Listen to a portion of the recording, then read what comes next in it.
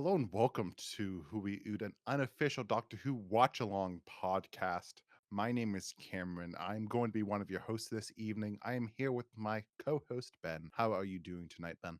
I am fantastic. Today's episode, it's a pretty big one. We did it, Ben. We made it to Genesis of the Daleks. We did. How does it feel to finally get to Genesis of the Daleks after a year and some change? Feels good.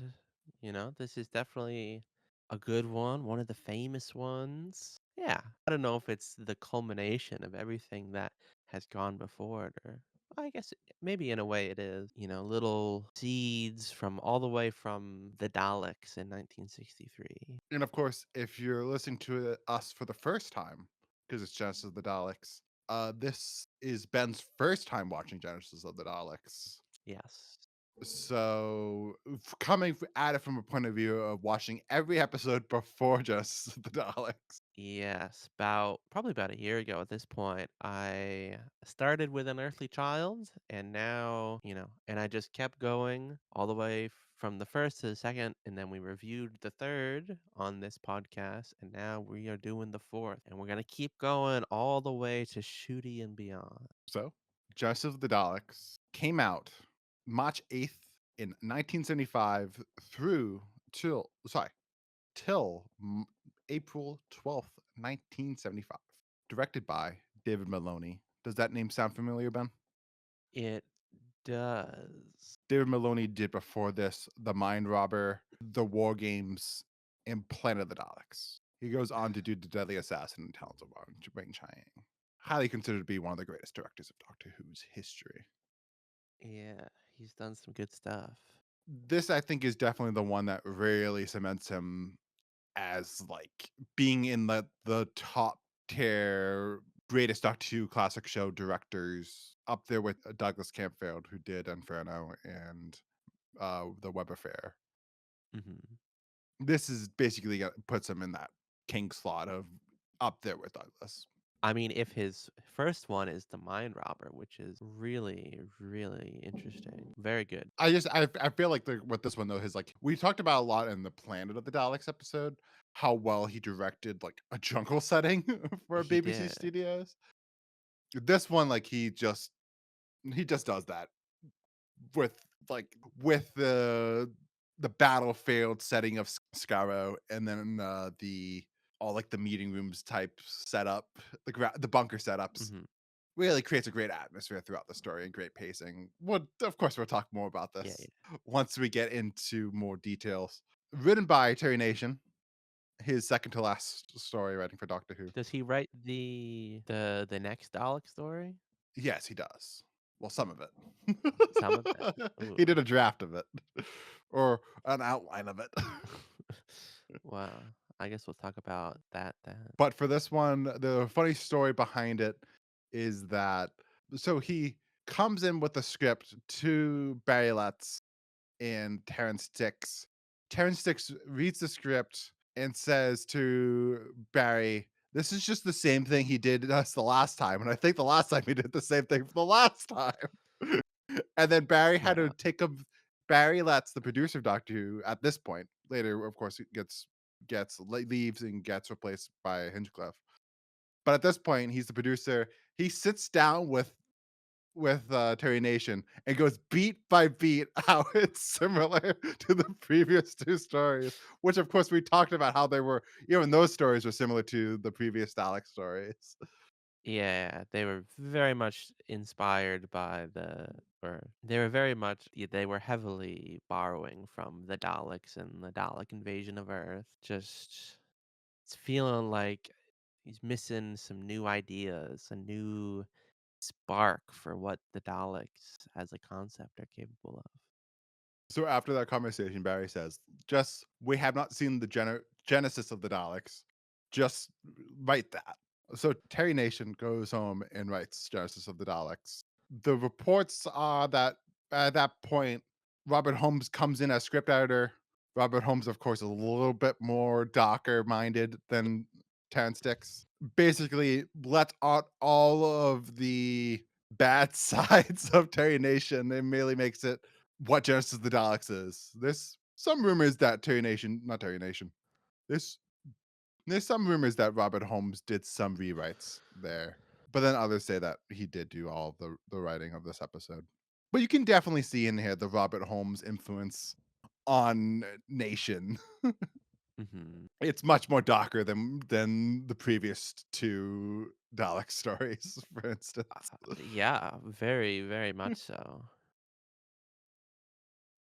And of course, script edited by Robert Holmes and produced by Phyllis Hinchcliffe.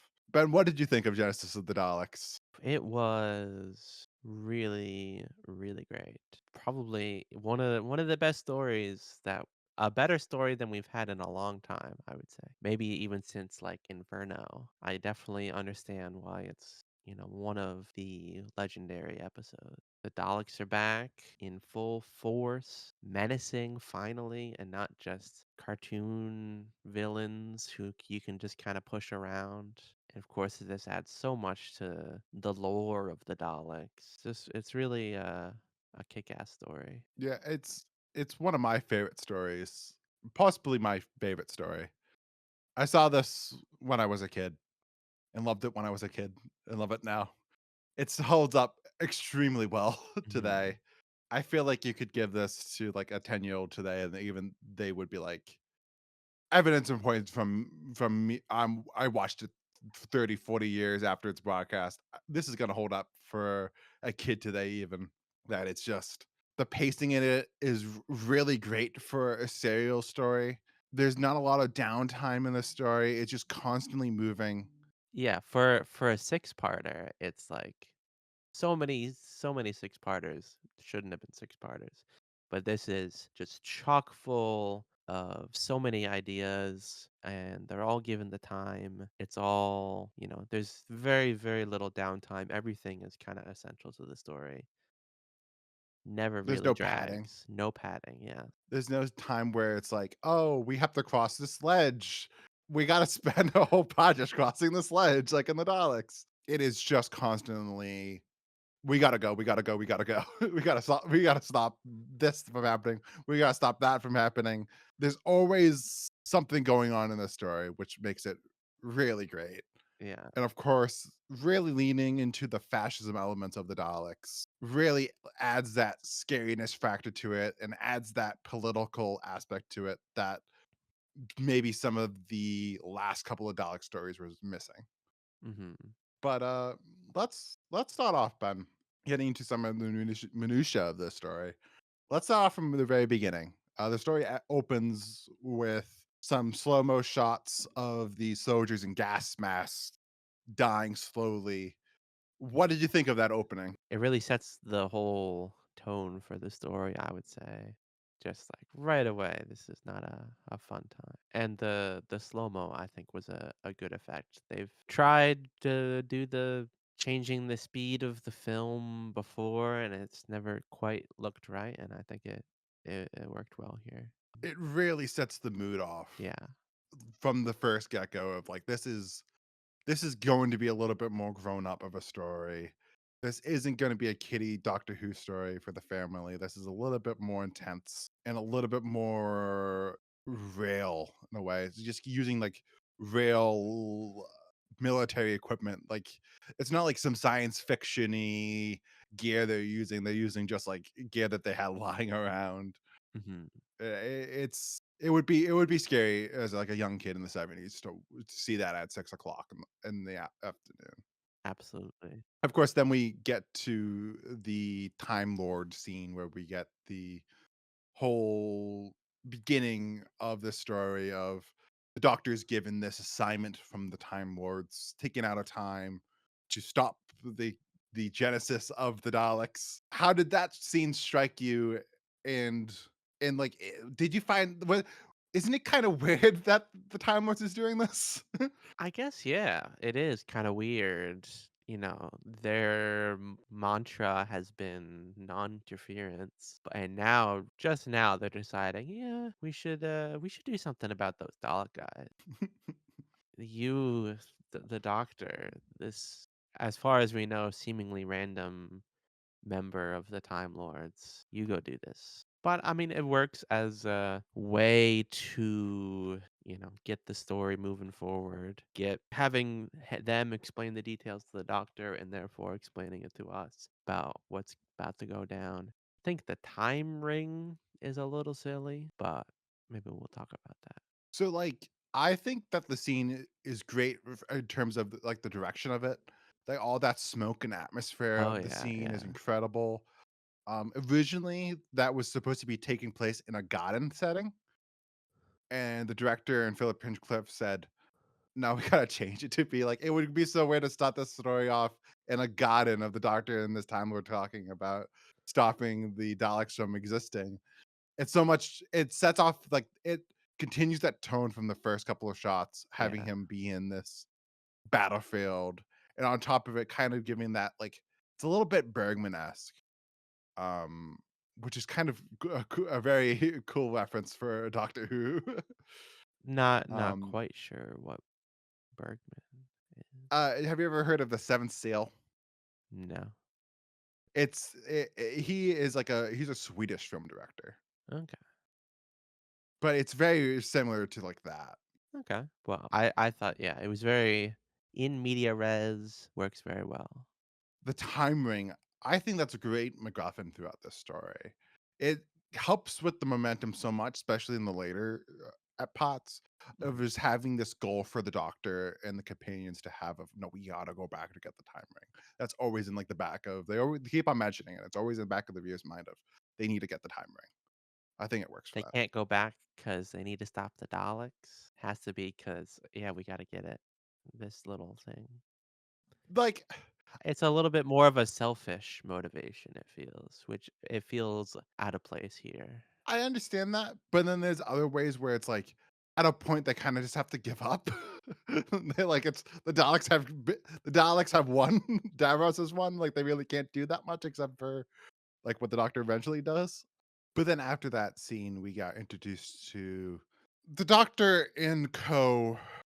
See all this technology, and the Doctor gathers that this is like a long war with like this mixed of different technologies of like advanced technologies with very archaic technologies. What is your thoughts on this 1,000 year war with all this different tech kind of like World War I influence in that way? Like, what did you think of like that aspect and like that detail?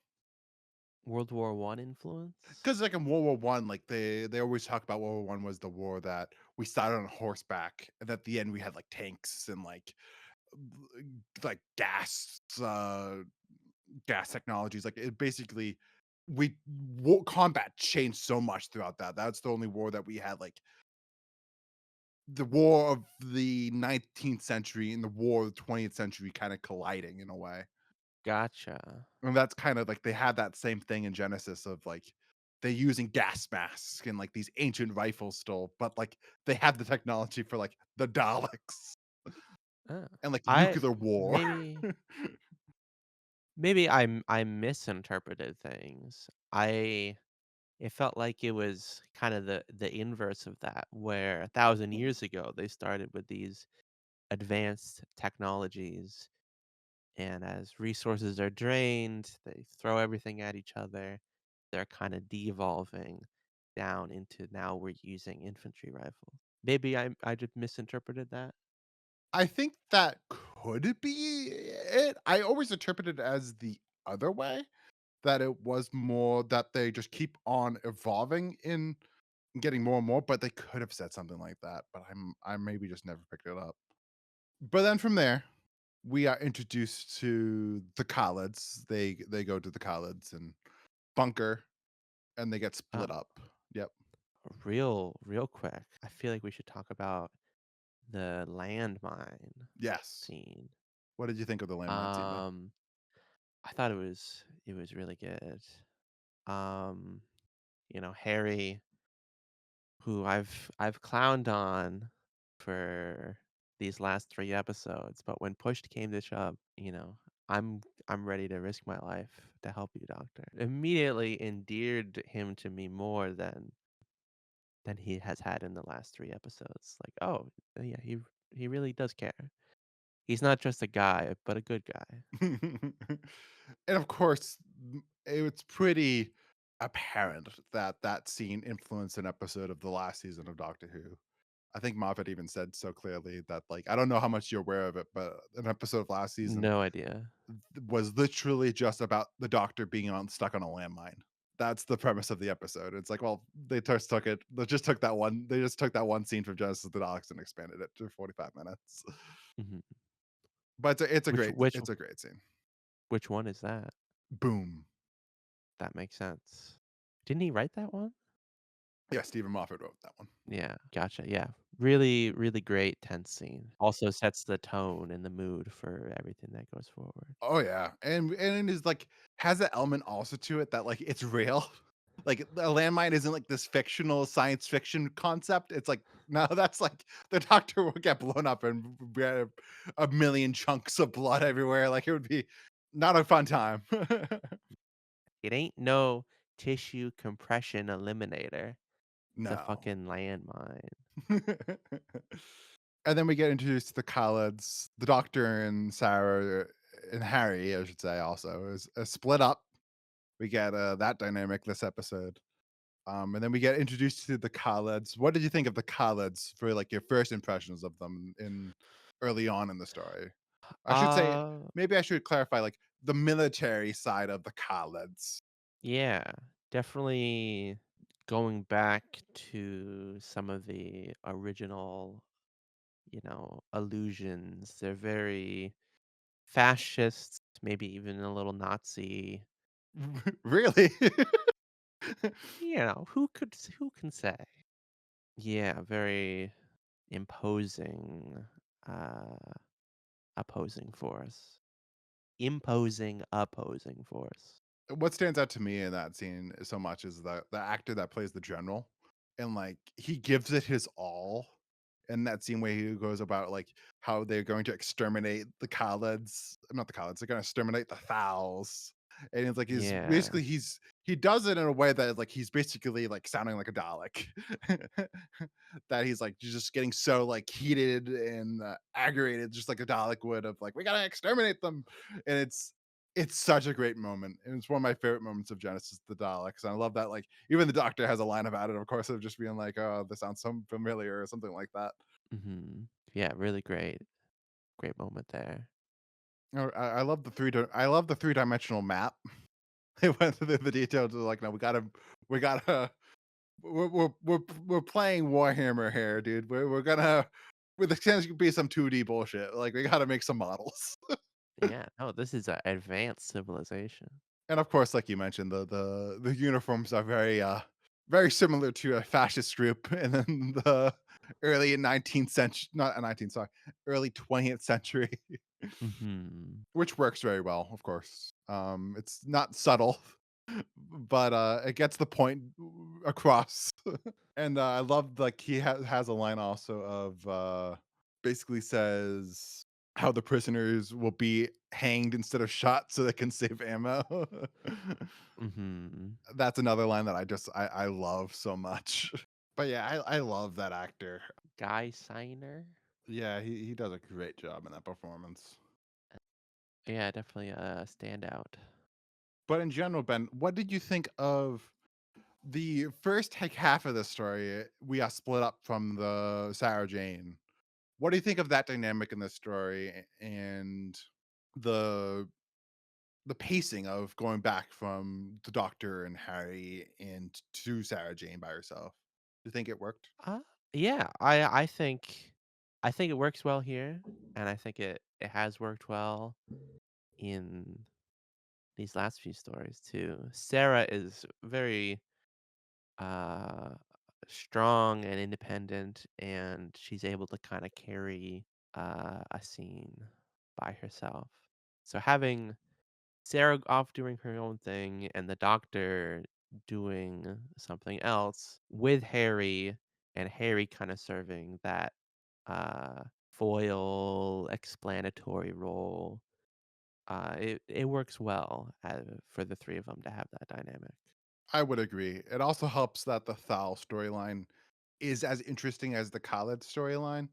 So Hmm. it doesn't feel like The worst thing is when you cut to something in any type of movie, TV show, when you cut from the main storyline and go to the B storyline, and you go, "Oh, I wish I could have been at the I would this B storyline is not as good as the A storyline. I wish we could be following the A storyline." This Genesis does not have that problem with going to Sarah Jane. You kind of just you're at the point that it cuts to Sarah Jane. You're kind of like, oh yeah, what's happening with Sarah Jane? And I think that's very strong. Yeah. I feel like pre-Sarah, we haven't really had much. I mean, there's a lot of Doctor Who. I'm probably just not remembering, but it feels like pre-Sarah, there hasn't been a whole lot of like A and B plots. There's a couple with Joe that I think Joe does. Like, there's a couple of storylines where Joe is split off. Um, the Damons in particular, I remember that has a lot of cutting to Benton and Mike Yates, and then to Katie Yeah, Manning and the Master even.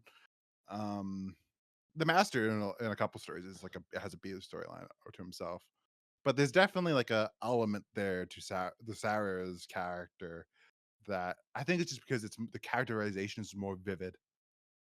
she's a perfect B plot character. Yeah, and like she feels so much more as a almost protagonist that it works so well. You're not even noticing that it's like for the other ones, you just remember the Doctor storyline, not really remembering the B plot of the companion. Yeah, But for the Sarah Jane episodes, you're kind of more thinking, oh yeah, like that the Sarah Jane stuff is also really good.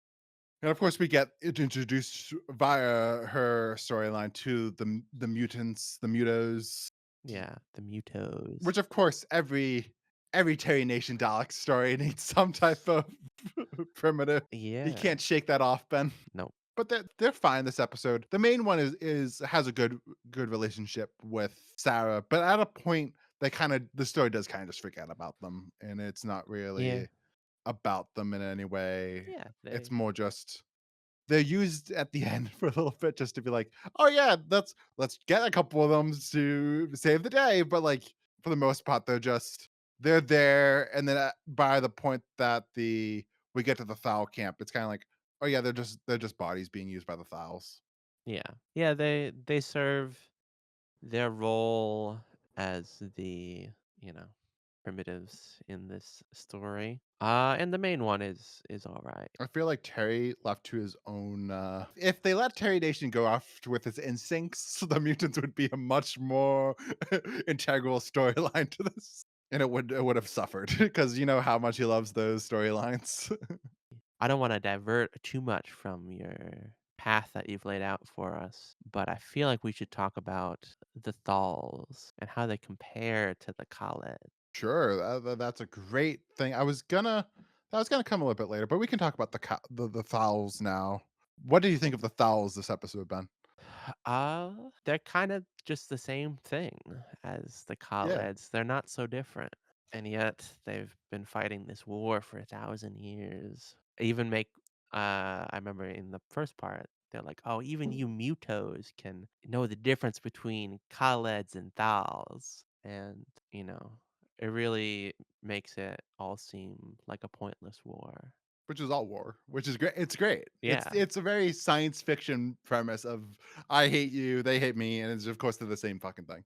Which of course is how humans are. It's just like, oh, you have black spots, oh, I have white spots. It's just like we're always gonna find some way to not like someone or want to fight someone just because they're not like us.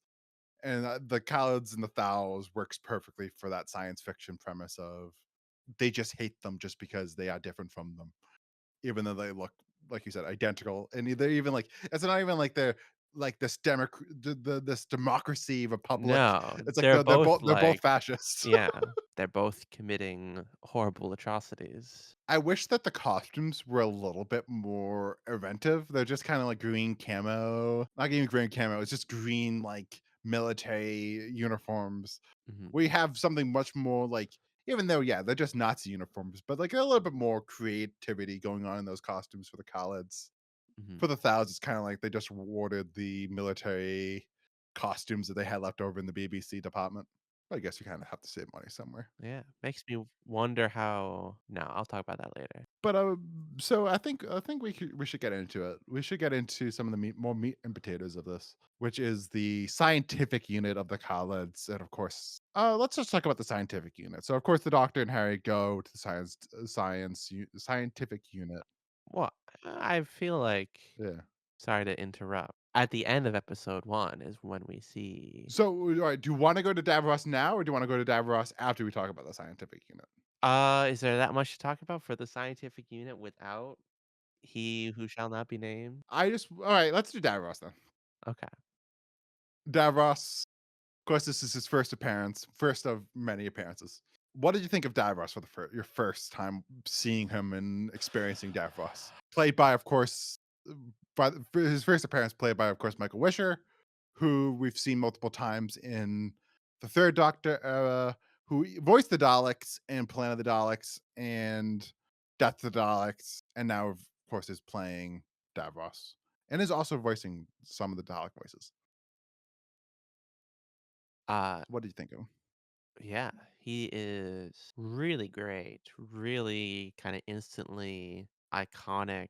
His design and his voice, which are, his voice in particular is really interesting. It kinda there are moments where he is just talking and then he raises his voice and it gets more electronic-y and it sounds like the Dalek.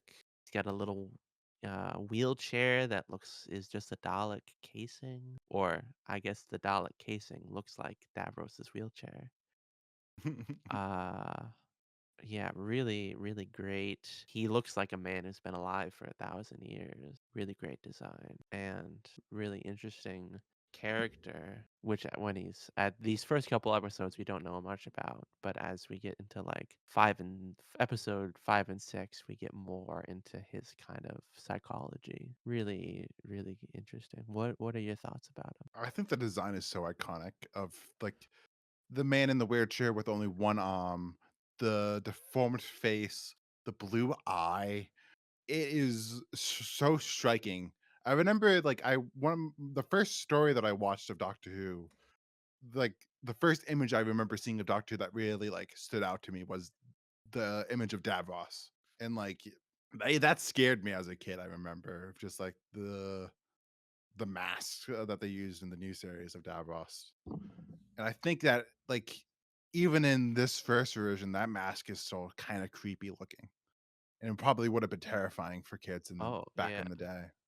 it's so wrinkled and just A it lot of looks detail. it looks somewhat uh it looks like a corpse. Yeah, it is the we have of course seen throughout the Pertwee run the prosthetics getting better and better, and this is one of those times where the prosthetics just the makeup department just kills it, and they make one of the most iconic designs in the show's history.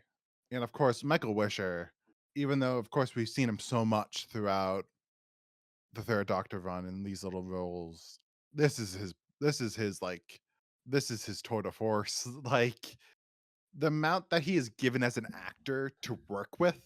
It's just like he has his mouth and he has to like a one arm that doesn't really work. Yeah. And he has his voice, of course, and it's like he gives it his all throughout the story, and it just the amount of skills that you would have as an actor being able to give it that much of a performance for that many limitations is incredible. And Yeah. it is the reason why of course have Davros in the new series, and we have so many spin-off Big Finish stuff with Davros. Like the character has lasted just because of how good Michael Wisher was in this first story. Oh yeah, he makes a very, very strong impression. And like you mentioned, that the way it uses like that Dalek voice in a way that he has this talk and he's kind of whispering at some moments, and then there's those moments where he's really high and he's screaming like a Dalek, and like the modulation starts going and he is basically almost screaming like a Dalek, like in the end of believe pot five's cliffhanger where it's like, you will tell me. That's It's like it's full 4. on just like Yes, 4. Yes, sorry, I was getting confused because of I was thinking of the second to last cliffhanger. Nope, it's 4, yes. The 4's cliffhanger when he's screaming at, like, "You will tell me," and it's like, it's so high pitched, Oh, yeah. and is like it's basically he's just doing a Dalek, which of course is the reason why you would hire somebody who is the voice of one of the Daleks to play Davros. And also, like, it helps so much that he is such a skinny man that, like, that his it adds a little bit to the creepiness of Davros that he is, like, so thin of a man. Yeah. Like, He's it does look like it adds to that corpse element to Davros. yeah, he's so seemingly fragile, yet is so, strong and imposing and threatening. Okay, Ben, let's talk about his boyfriend. Do you think Niter and him are gay, Ben? Or do you think they're just very close bros? Um, who They're could very say? close this story, Niter and Davros. Two peas in Yeah, a pod. I mean, yeah, he's cool. If Davros says, "Kill the entire Khalid race," yeah, let's go for it. Let's do it. Whatever you want, Davros. Niter, of course, played by Peter Miles. I don't know if you remember Peter Miles, Ben. Do you He remember I him? I do. He has a very, kinda iconic look, I would say. Specifically, I remember him in, Doctor Who and the Silurians. Where we mentioned before, he gives a really over the top big Oh, performance in yeah. Silurians. And in this one, like this is even more so like he is so perfect as that Kinda snivelly, right-hand man. evil character. It is like there's another a world where like Niter is like a not memorable character. He makes it so memorable, and like there's a reason why like you remember the word Niter even after like a first watch. You like it's Mhm. so hard to remember names of characters, especially in like Doctor Who serials where like characters' names are not really that important. But like I don't know about you if you remember Niter during this first watch, but Oh, like yeah, he's I definitely did. such a memorable side character, um, and is definitely one of my favorite parts of this story. And like you mentioned, I love how how much he is willing to do for Davros to the point that like he kills all of his race, kills all of like the scientific unit, like or almost all of the scientific unit, and like will do anything for his boy. Yeah, which I guess because of all the atrocities, his fake betrayal of Davros kind of works, I think. And it is so unbelievable that it was actually a fake betrayal and he goes along with everything anyway. So to get to their group that the Davros and Niter is with, it's the scientific unit of the Khalids. The Khalids have basically put all of their resources into their scientific unit, which kind of makes sense in a war. You have someone as smart as Davros, you're going to give them all the funds to be able to Hmm. create whatever it can to survive, have the Khalids survive. And it's very much like Nazi-esque that they would like put all of their money into like science and like weapons, which of course they didn't, and that's how we won because we did. But yeah, yay Oppenheimer. I shouldn't have Yay. said. I don't know if we should say yay Oppenheimer. The thousands of people died, but of course we Manhattan Project was successful. Hmm. But of course there's a lot of Nazi scientific shit that's all insane and fucked up. Which I think Sure. there's definitely similarities to that in the Stavros scientific unit. I love the two characters that we are introduced to in the scientific unit that like the main two that betray the unit is kind of The rebels against them. mhm. The Ronson and Graham, I should say. Ronson is the first guy that like interviews the doctor Yeah, yeah. and Harry, and I love that scene and the moment where he hears the doctor say Dalek first, and then he's like, "How did you know?" And that kind of just leads into like they're a little bit more than they say they are. I don't even say that they say they are. They're not baloney. That they're like they are here to stop Davros, and it needs to be stopped for the future. And then I think Garam is a good character for that second half of the story to like showcase that there isn't that the Collins aren't all these crazy we want everything to die. That's not us. That there's still a little bit of humanity left in these people, and that they're not Mhm. all as insane as Davros. I think it adds a little bit of believability to the story. Agreed. They're all not just monsters, but they have humanity, which of course is the crux of a lot of the conflict with the Daleks. If you have nothing more to say about the scientific unit and NIDA, Yeah, they were both good. Very let's good. let's move on to, of course, a highlight of Genesis of the Daleks. Ben, what did you think of the clams? The epic clams, Oh the man. I just from that scene alone, I knew that this was a legendary episode. The completely stationary clams that Harry sticks his foot into. I thought, when they said like, "Oh, there's all kinds of mutations in the caves." I thought we'd see more weird stuff not like just these big styrofoam clams. yeah, I was hoping there'd be more of a monster kind of thing, like in the Daleks, they're like the swamp monsters. I thought it would be something like that. Or like you could picture like the garbage monster in like A New Hope in Star Wars, like Yeah, something that like kind of that. thing. But no. the Or even if it was something like the mutants in the mutants, like it could be humanoid, but something more than just a clam would have I been. I imagine that it's probably has to do with budget. That, Uh-huh. like, they maybe had this clam prop from, like, this other series, and they're like, "Oh, shit, we don't have enough money for this monster. Well, we got these clams." Or it's Maybe. like, "Oh, give me a monster in, like, 10 minutes." It's like, "Oh, like, I got these clams I can make." I'm just personally, I'm just happy that it's not it's only used in 2 scenes. I could imagine this as, like, there's another version of this where Terry Nation wrote it that, like, there's so much more screen time with the clams, and they always have to go back to the clams, and, like, they spend, like, 15 minutes climbing over the clams, like, there's so much padding that could have happened with the clams. I'm so happy that didn't happen, and we just have that one scene where Harry is like, "Ah, shit. I have my foot stuck," and then there's the other scene where they have to, like, fight against the clams and run away, which Yeah, where that Harry happens so quickly. almost sticks his foot in again. But yeah, they weren't great, but it was kept to a minimum. It wasn't too distracting. And, of course, while Harry has his foot stuck into this clam, Sarah Jane is, dealing with the rocket, that the Thals are building with this nuclear rocket that they're gonna put towards the Yeah. Khalids. What do you think of that stuff and, like, them using mutants to load it up?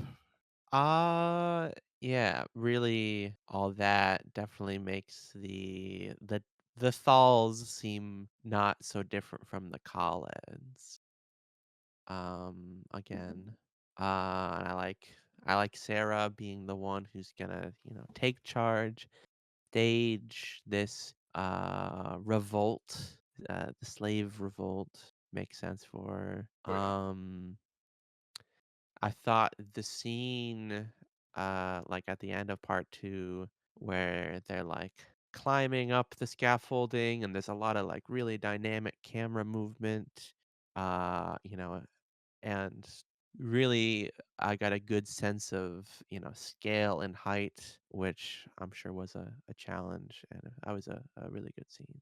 Oh, yeah, like, you have to imagine that they probably only had, like, a couple of, like, feet, like, it wasn't that much space that they had to work with, and the fact that you were able to really buy that they were up at a high height, that they were climbing for that long of a period. Oh, David Maloney is just like the amount you give him like a shoebox, he's able to convey that it's this big open space that with like he's able to do scope with so little. Oh yeah. It's so impressive. And I think it's a great idea. I think it's like you said, fantastic way to make the Thals not so much different from the Khalids. And it's a really dark way to like use like these innocent like these innocent people to kill more innocent people. Yeah. I thought for sure that the rocket was gonna be the what leads to the kind of, if you remember from the Daleks, the whole world is kind of petrified. Nothing can live there. There's also like a jungle, remember? Yeah, But like, where could there be a jungle than this scar? This scar is like just all like a battlefield. it is. I don't know if you want to talk about it now or later, about how and how not this and the Daleks connects. Oh yeah, like he does not care at all.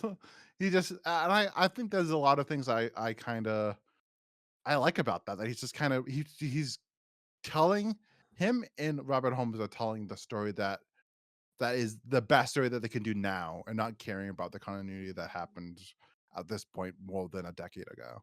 But the dolls, Cam, the dolls. What happened to them? Who knows, man? Who knows? It's just evolution. It just they just fucked up, man. They just fucked up this whole Mhm. time.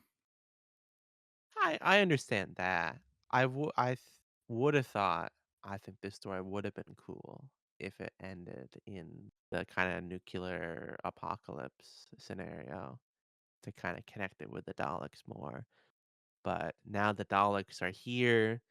They've been created. The Thals know about them already.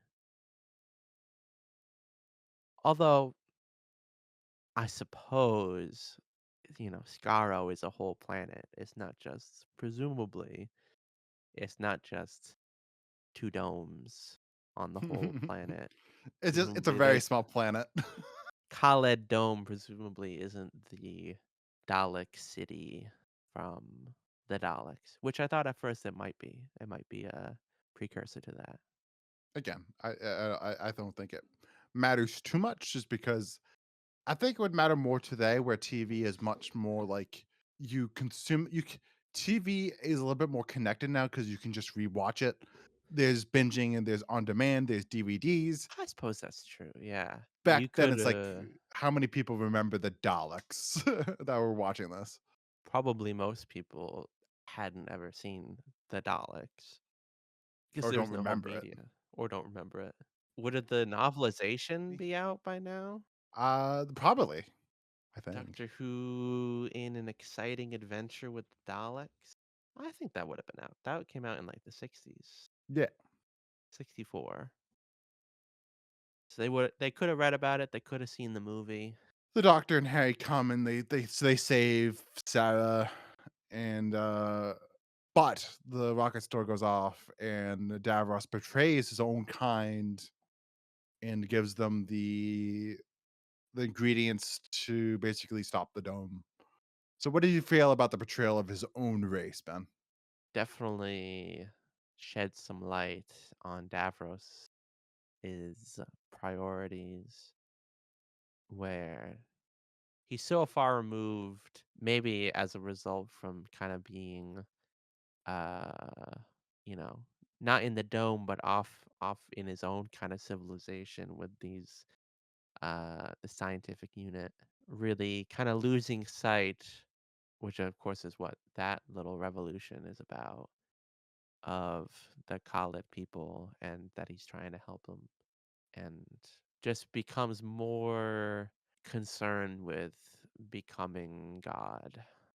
Yeah, it really shows cases like how deranged Davros is as a character and how much he's not really even doing it for his own race. He's doing it for himself and for his creations.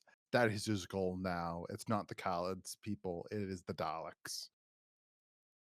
And I think it adds that element to it that makes the story even more exciting at that point. The story in that point kind of needs a little another kick up its ass, and that gives it that kick up the ass that really Yeah, makes you more involved, more engaged in the story. It makes you more want to go, well, what's going to happen next? And of course, what happens next is it happens and the Khaleds die.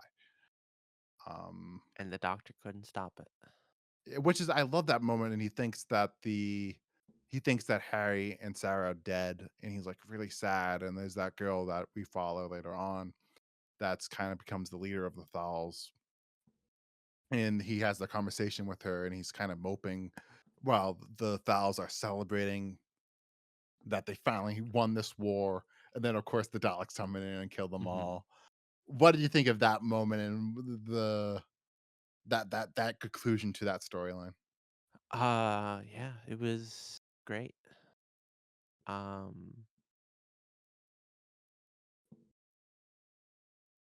Definitely a very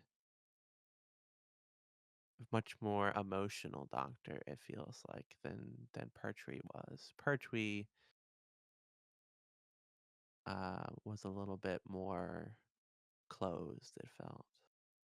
He Petrie would have done the same thing if he found out that Katie or Sarah died. He would have been like, especially Katie. If he would have found out he killed Katie some way, he would be like, that John Petrie would be so depressed. Well, I mean, there is a in Planet of the Daleks, Joe dies, air Oh yeah, I quotes. guess He's not as sad as Tom is in that moment. Tom when he puts on that scarf is that's a sad putting on the scarf moment. Like, what's the point anymore?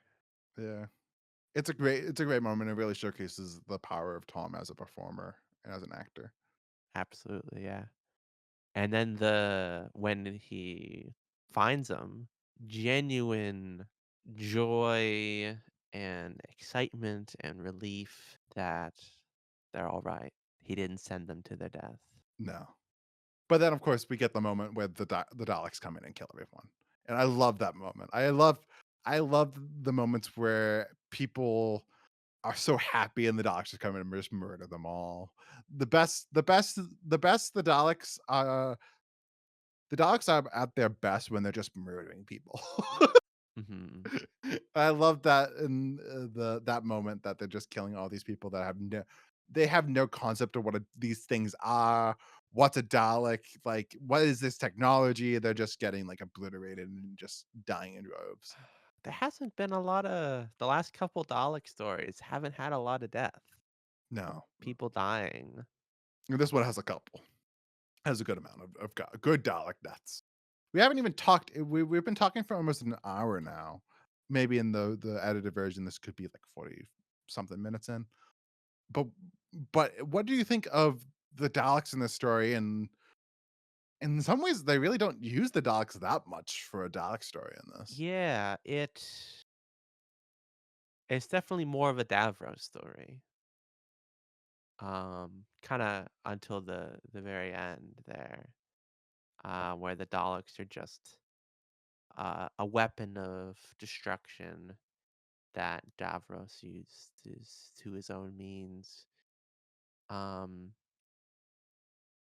and despite not really being characters, unlike the last many every story, um, I think they have a lot more of a they have a lot more presence. They're a lot more menacing that they have been in a long time. I Um, definitely agree with you that, like, with this story, the Philip Hinchcliffe, the producer, said that like one of his things to the director was like make them scary, make shoot them from low angles, don't light them too harshly, like make them scary and menacing. And David Maloney does that. This is not Planet of the Daleks where the kind of just there's no menace to them whatsoever. In the story, they're always coming from like the shadow. We see the shadow of the Daleks first, and then we get the Dalek, and like oh yeah, they are killing machines in Genesis of the Daleks. And there that adds that element to it that was missing in the previous two Dalek stories. No, sorry, previous three Dalek stories. That scariness factor, that menace, that I am going to kill anything that's not like me. Being able to scare the little kids at home. It is these are what how Daleks should be in a Dalek story. absolutely. I've been missing them for a long time. Yeah, I think some people are more harsh about the fact that there's no the minimal use of the Daleks in this. But I think it's the way that they use them is perfect And like you said, it is more a Davros story that uses the Daleks very well. So I really can't complain too much that Yeah. there's not enough Daleks on screen. Should we talk about the end, or is it too We'll soon? talk about Because the I end a feel like little it's bit a later because I think we got a lot more to talk about Davros there is. and the all that stuff. So of course they kill the Thals are no longer, Khalids are no longer. There's just the Khalid scientific unit, a couple of Thals, and but of course the Doctor and Co need to go back to get the time ring, which is why I'm definitely more in a camp than you are. I think the time ring really works at this time in the story where it's like they need to go back in the most dangerous place on this planet to be able to go back home. I think that works so well at this moment in the story. I guess. And when they're there, we get that rebellion of the scientific unit saying, maybe this isn't for the best. But then, Mhm. of course, the Doctor and Co. do go back. They get kidnapped like almost right away, and then we get that great scene where the Davros interrogates the Doctor. And like right from the very beginning, Davros takes the idea that this is a time traveler trying to stop his great creations very fucking easy. He Mhm. has no like concept of time travel, and now he's like, "Oh yeah," like it's just the kind of the ego of Davros to be like, "Oh yeah, of course you want to stop my machines." Well, yeah, he Or says, sorry, my like, my creations, I should say. They're not yeah, machines. they are not machines. Um, yeah, I mean, yeah, he says, even though it's scientifically impossible, my imagination uh lets me imagine that you are time travelers. And tell me about what my creations become. Really good. And then of course he's like has the tape recorder and starts interviewing him about all the Dalek defeats that we've seen in the previous Doctor Who stories. And then of course we have also in that moment the Harry and Sarah being like tortured. So the Doctor has to speak. I don't really understand why the Doctor just doesn't lie at that moment. Oh, he's Um hooked up to a lie detecting machine but like that could the Doctor like is he not like does the Time Lords not have like ways like humans can fake a lie detector test. yeah, This maybe there Time was some Lord probably way. could. Um, but I guess he cares so much about Sarah and I guess Harry, um, that he doesn't want to risk it. And it's a Davros cool isn't fucking idea. around. It's like having that idea of like we the this the the creator wanted to know his how his creatures fail and getting that information from this time traveler. It's a little bit like of a timey wimey concept that was a new series would say it that the classic show doesn't really do that much of. And I think that it is a strong idea. And of course, there's another MacGuffin that the Doctor and Co need to get before they leave towards the end of the story. But then after the interrogation scene, we get another iconic scene of the story, maybe the most iconic scene from the story, only rivaled by the scene we're going to be talking about following one conversation. But we get the scene, of course, where the Doctor gives Davros the hypothetical of the small vial. Virus that would wipe out all living things in the universe. Do you think that's one of the great Doctor Who scenes, man? Oh yeah. Immediately, you're starting to understand the psychology of Davros and him wants to be God, essentially, have control over everything, be the supreme being in the universe, hold life and death in the palm of his hand. Really, really great.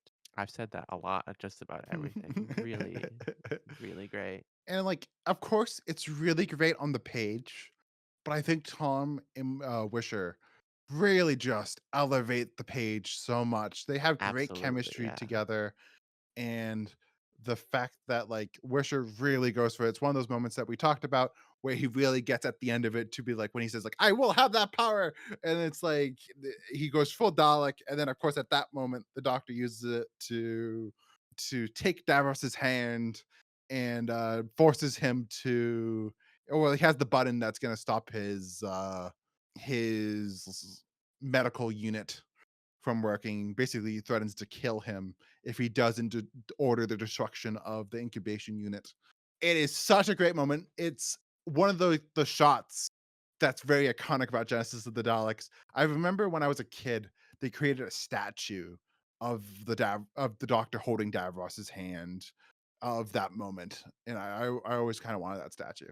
That statue I could not find on eBay. I do not know how much that's going for on eBay. But I would imagine, it was $300 back in 2009, so I would imagine, probably a pretty penny for it now. Um, Oh, yeah. but I'm curious. Yeah, really, really great scene. So, if you don't have anything more to say about that scene, then, I don't think so. let's move on to, of course, it's hard to say. It's like, all right, another iconic scene, but like another scene where it's like up there with like when people say like best scenes of all of Doctor Who. Another one that's mentioned a lot is even more so than the vial scene of Davros. It's the two wires moment Yeah. where the doctor says basically, "Do I have the right?" What did you feel about that moment? And for your first time watch, like, My what's your thoughts? I don't know. My gut instinct is kind of Sarah's right. Like, just do it, doctor. So much pain and suffering over tens of thousands of years to millions or billions of people. If that could be prevented, then he should. But I guess it's the would you kill baby Hitler Yeah. scenario. No, that's totally what the scene is. It's just would you kill baby Hitler, and what happens if you do kill baby Hitler? Yeah, Like, does something how would else that, would there be NATO? Does alliances and the good that comes from uh having the Daleks be a force of evil in this universe? does the universe end because something else takes over the Daleks? Takes over from the Daleks that's even worse than the Daleks. Do civilizations fight each other and kill each other instead of fighting against the Daleks, like having the common goal of the enemy of the Daleks? Like it's a really fascinating question, and I think it's a question that makes you think. And Tom just kicks it out of the park. You just I don't know if any other doctor could do that moment so well. It's like that his voice really does lend that so much that just the line, just like, "Do I have the right?" It's just like he really says it with all of the weight of the universe on his not even just the universe, but like all of time and space he puts into that line. And it's like, it's again, I say this a lot, but it's like he's treating it like it's Shakespeare. That it's just Mhm. like, do I have the right with the two wires? And of course he doesn't go through with it. Because of course the doctor couldn't do something like that. That would be anti the doctor. Um Y- Do you think there's another doctor that could have? yes, oh 1000%. I'm not gonna say who because I think that's kind of spoilers for the future for you. But there's a couple of doctors that would definitely. But Tom is much more, I would say, in the the class of traditional doctor. A traditional doctor would not do something like that. Mhm. Do you think like yeah, yeah, like Wonder I if think John would. I was gonna say that. Like, do you think John would? I don't know. No, he wouldn't, because he would I could imagine that he would have those same words of like, think of all the good things that would happen. Think of all the good that has come from the Dalek. Like I could picture those words coming out of Pertree's Yeah, mouth. now that you say that, I can hear it as well. But then there's other doctors that would just do it like in a hot beat, like not even think about Oh, yeah. it. um, Pre-Ian Barbara, I mean, pre-Ian and Barbara, First Doctor, he would have done it in a heartbeat. the guy that was That gonna man is murder that caveman. ruthless. Oh, yeah. No, but there's a reason why it's the cover of the DVD, at least in the American version. Yeah, in the American version only. Um, but it is the picture of Genesis the Daleks to many people's minds. And is a scene that really stands out in a story that has countless of scenes of really good moments. Mhm. So is there anything in Genesis the Daleks that we haven't touched upon that you think we gotta talk about, Ben? Because I think I got all the big ones down. Besides the kinda last 5 minutes, let's save that. But of course, but also we should talk about after that. Of course, the Doctor doesn't go through with it. We then have the uprising works. They are, they give Davros for some reason the opportunity to think about it for an hour, not thinking, oh yeah, he has working Daleks to come and kill everyone. Yeah, And then and of he course the Daleks come also and kill everyone. yeah. He should have been, like, restrained or something. He shouldn't have access to all his little buttons and switches. Just like they just taped them, like put a box over them and Anything. tape, like Or just just like have it. someone hold his hand, his one hand. They handcuff his hand to like a post. Um, But then, of course, there's that moment where the dogs come, they kill not the kill, but they're there. They're there now. The Davros is in control. The uprisers are now all dead. At the same time, the Thals are coming in. They're gonna blow up the bunker, at mhm, least the entrance to the bunker. And then the our gang, except for the doctor, Sarah and Harry, they go to the base while the doctor decides, actually, I am going to blow up the Dalek incubation tank. He goes and does blow it up to a Dalek, but says yeah, that only stops him for a couple of thousand years. That doesn't really have any effect at that point. Um, and then, of and then, course, of we course, have that moment where the Daleks betray Davros. What did you think of the betrayal of Davros, that Ben? was definitely one of one of many great scenes of Oh shit, Ben! I gotta say, I'm sorry. I gotta interrupt. I always hate this when this happens. Ladies and gentlemen, listeners, I've been drinking a beer. I'm like around like halfway through my beer, and what happened was a bug flew in my beer. I was like, God damn it! damn. But anyways, man, the betrayal of Davros. Yeah, yeah. I mean, what's really more important though? Bug in the beer or the greatest moment on television? Um, yeah, really one of many great scenes. The creations rising up against their creator. They are saying that they are the superior race. Everything else must be exterminated. Doing the prime directive that Davros programmed into them. Hmm. It's a great moment. Some And people, especially, you go. sorry, and especially the line, these men are scientists. They can help you. Let them live. Have pity. Pity? I have no understanding of the word. It is not registered in my vocabulary bank. But also, like, in my opinion, what makes that work even more is how much emotion Wisher gives on the line, Oh, "Have yeah. pity." Really gives it like he still Davros at the end of the day still has that humanity in him, or at least the whatever the colored version of humanity is of having pity. And then he's just trying to replicate, he's trying to reason and try to express emotion to this creation, the creation that he made without those emotions. It's great. Yeah. Yeah, you can really hear the desperation of let them live, have pity in his voice. Really, really great. So, but no, that scene is really great.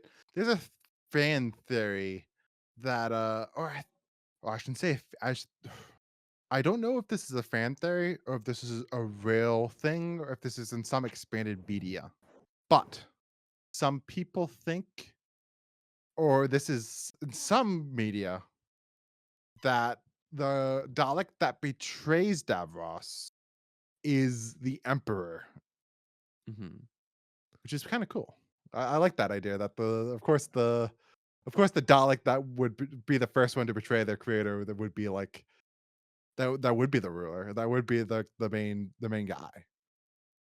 I don't know. Actually, I should probably look that up.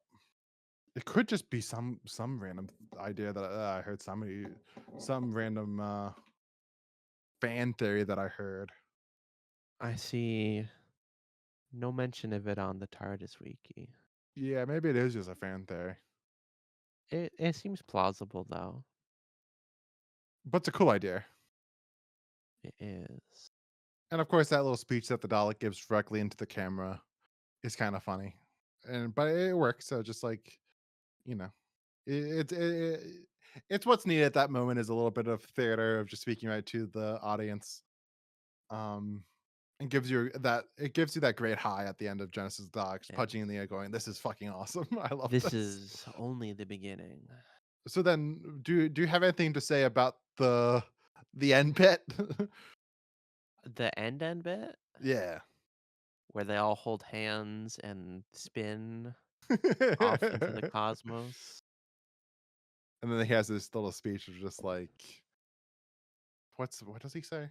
I know that although the Daleks will create havoc and destruction for millions of years, I know also that out of their evil must come something good. It's a nice little end speech. I don't know how much I like the music of it. The music is a little bit like on the nose of just like do do do do do do do do do do do, like kind of fairy tale esque, Mhm. which is kind of weird for the story that's so much not like this is not a fairy tale Doctor Who story. No, yeah, a little out of place, but it works well enough. For some kind of weird technology that we haven't seen before, too. Surprised this feels like a season capper to me, but there's still one more story. And originally they wanted, I think, Terror of the Zygons to be the last of the season, Mm. but having this be a midway point is would be weird. Yeah, but also it's kind of hard just because it's like they didn't know that Genesis was gonna be this good. You would kinda wanted if I would imagine if they knew that Genesis was gonna be this good, they would have said, "Yeah, let's end the season on that and not end it on Revenge of the Cybermen." Hmm. Well, what else should we talk about? That's all from my notes. I don't know if you have any notes yourself that you of stuff we Um, haven't talked about that you would like to talk about? I got a couple funny quotes I like. Please go ahead. First episode, the doctor says, "Come along." Harry asks, "Where are we going?" And the doctor says, "Forward." I thought that was funny. In episode 2, they're being like, they're prisoners. They're about to be interrogated. The doctor says, "What? No tea?" And then this guy goes off on a tirade about, you have no rights. I have full authority. I can torture and kill you at my discretion. And the doctor says, "No tea, Harry." And in that moment, Harry, for just like a moment, he looks like genuinely like disappointed. Like he thought maybe there was a chance. I thought that was funny. Um, in episode 4, Sarah, they're going through the tunnels. They just passed the clams. Sarah says, "Listen, I've been down tunnels before, and I've just had a rather nasty thought. Suppose something's waiting for us in there." And the doctor says, "That is nasty. Better not tell Harry. He's gone first." Um, I all thought those were funny. And then, of course, that comes back along when Like, Davros and, Nider is back, it's like, "Oh, there was something nasty." mhm, Yeah, but, like, Terrence Sticks and, like, the behind the scenes, like, documentary mentioned that, like, if he was script editor, he would have added a couple more jokes and levity to this story, which kinda makes sense because like, you wouldn't nothing this doc would happen under the 3rd Doctor era. There definitely would be moments of, like, humor and charm of, like, if this was the 3rd Doctor story. yeah, there aren't any dizzy Daleks here. No, this is just Robert Holmes just trying to scare the little fuckers. And I bet you a couple of them were had nightmares after watching Genesis of the Daleks. Absolutely. Even when I watched this when I was, like, 11 or 10, like, again, 30, 40 years after at this point, it would have been, I think, 40 years after it came out. I even some of the stuff, even at that point where I was like, "Oh, this is scary." Mhm. Just because again, it's that Genesis of the Daleks is a lot of the scares are, like, real scares. It's not like science fiction scares. It is, like, a landmine. Or genocide, or, not no jump scares, No, or it's the horrors of how's the doctor fascism. gonna get out of this one? It's, "Oh, fuck. Shit.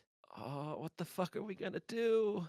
And, like, the yeah, it's a great story. I love Genesis of the Daleks so much. Yeah, it's Um, really great.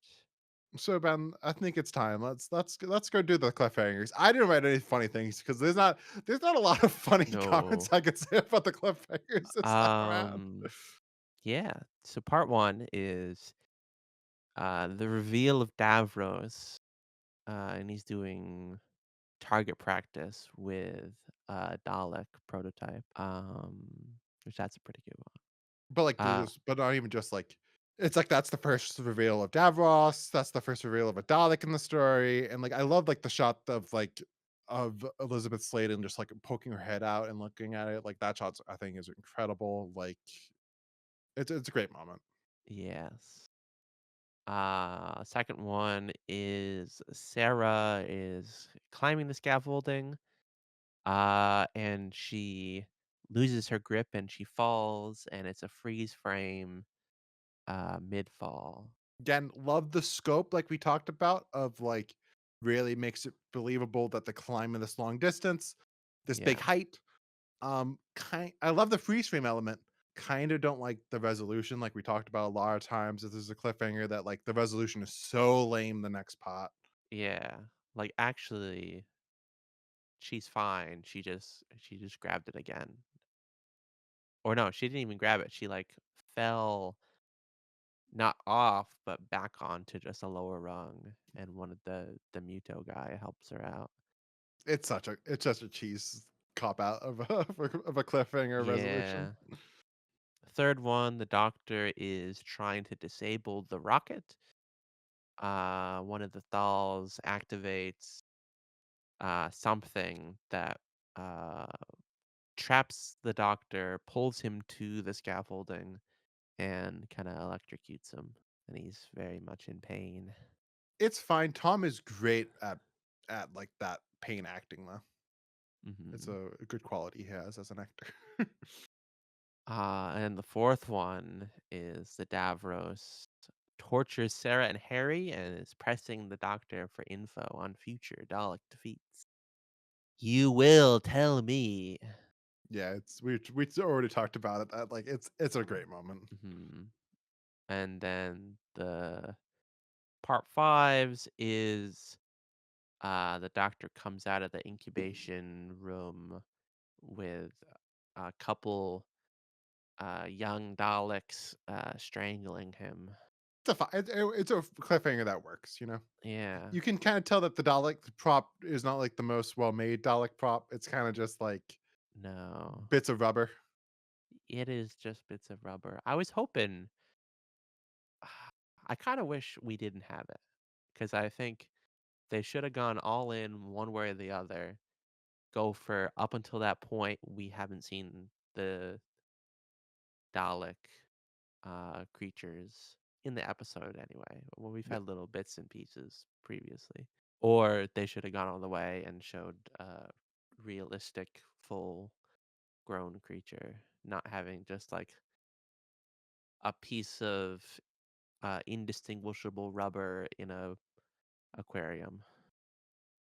In the action figure range, in the Genesis of the Dalek 4-pack, Tom Baker came with a little like rubber that you could pose at them strangling getting strangled by the Dalek.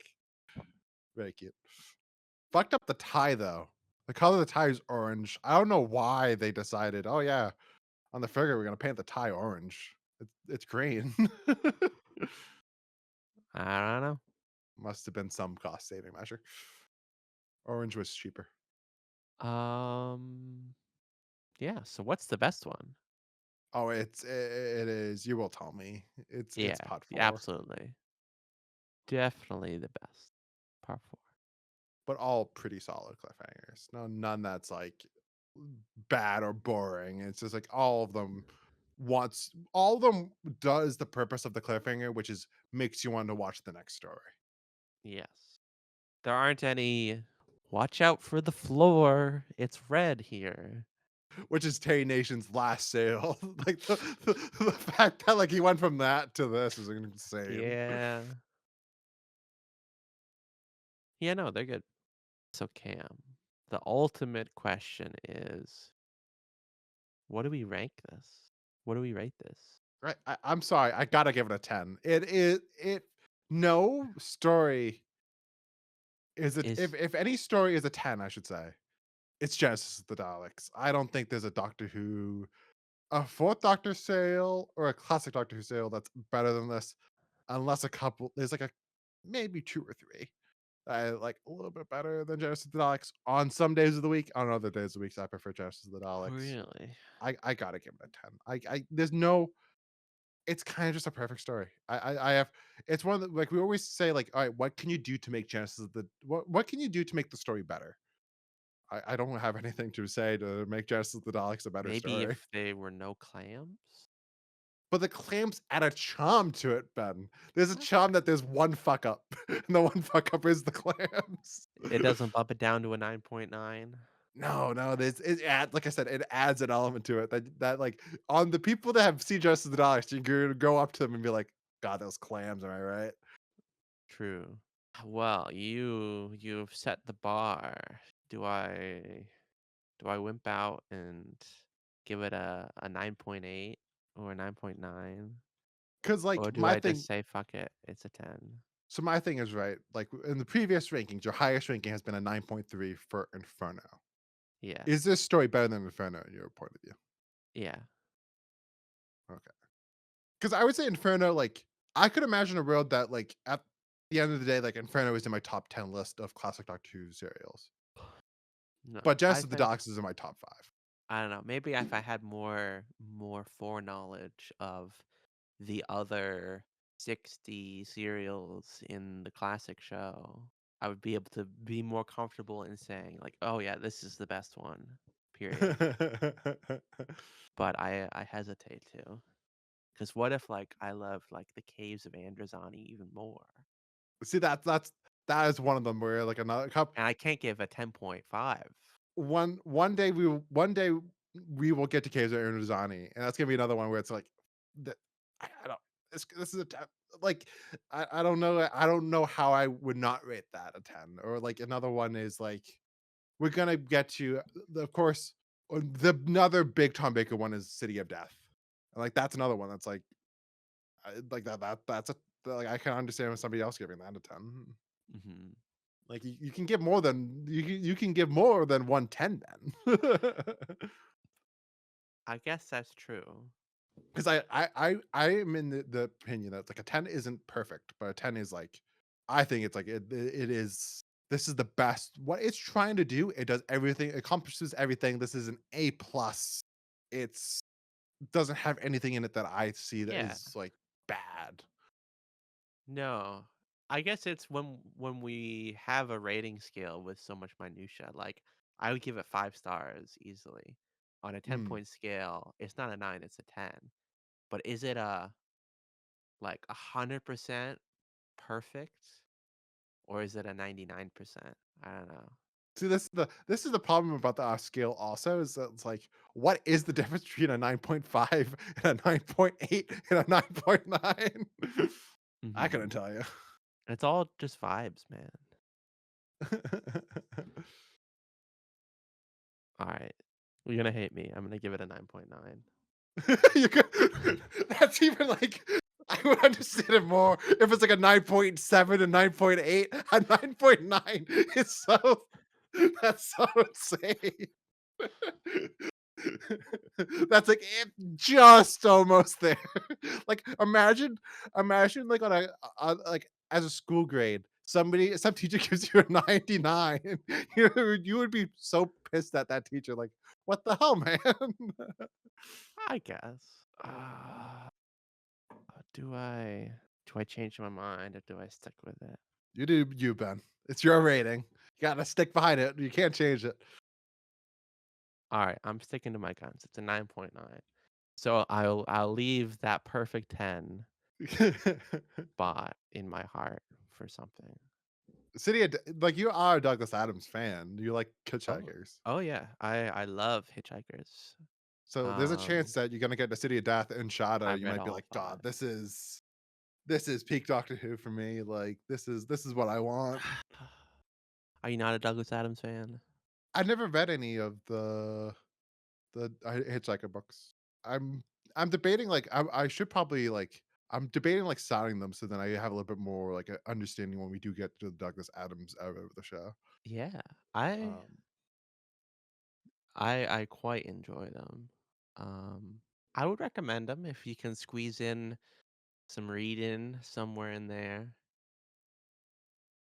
and then I know there's an Um audio play and then there's the movie. People don't really like the movie. well, yeah, it was originally a radio drama Yeah. on BBC whatever. That then got novelizations, and then he just wrote more books, and then some of those got turned back into radio dramas.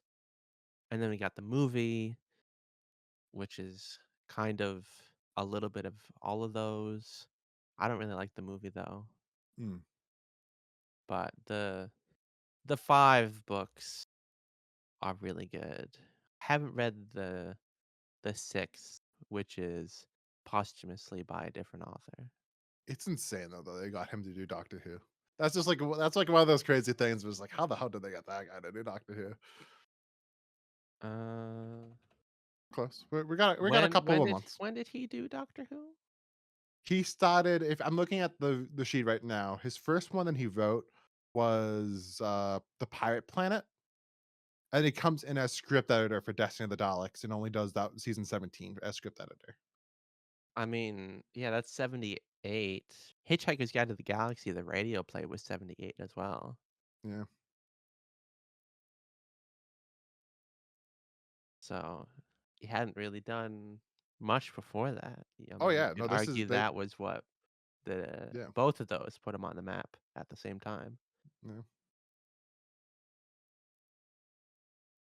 Reading. But yeah, I'm looking forward to that era on a off-topic note. Yeah. Okay. So going to the Doctor The Who fan poll rankings, the Doctor Who No, magazine this isn't number rankings. 1, right? This is number Um, 2, I believe. it is number two. City of Death, the Douglas Adams episode, is number one, but it was number one for every poll before the last one. Yeah. So I'll have to see if City of Death beats it out. Which I think a couple of that is just people. I think the reason for that we'll get to it more when we do talk about City of Death, but I think a lot of that is just people that are like yourself, Hitchhiker fans, they watch the new series. They say, "Oh, I really want to watch classic Doctor Who." Of course, you're gonna watch the big episode that's written by Douglas Adams. Mhm.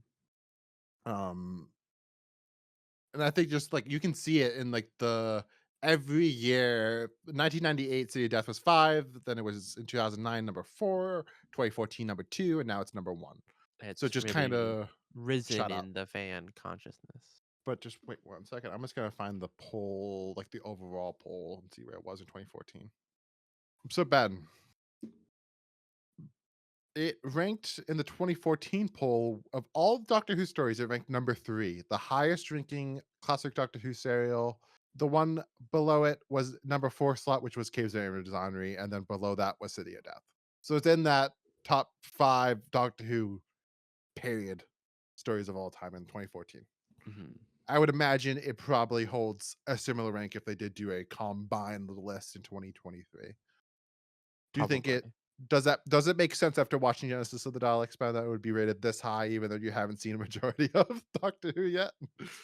Yeah, it's really good. Really, really good. Great even.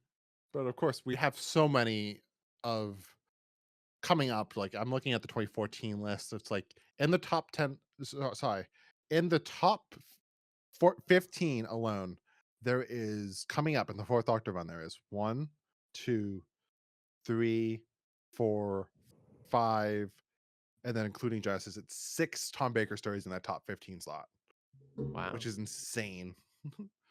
He is the definitive article. Yes, he is. And this episode, some may say, is the definitive episode. So I hope you guys enjoyed this episode of Who We Would.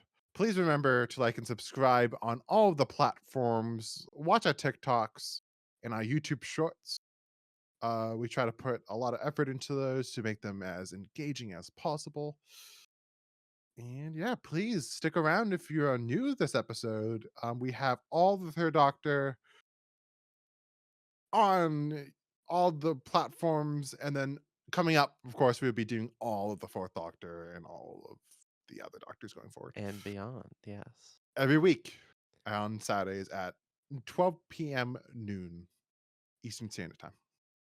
Alrighty. Thank you all so much for tuning in and have a wonderful rest of your day. Peace out, everyone.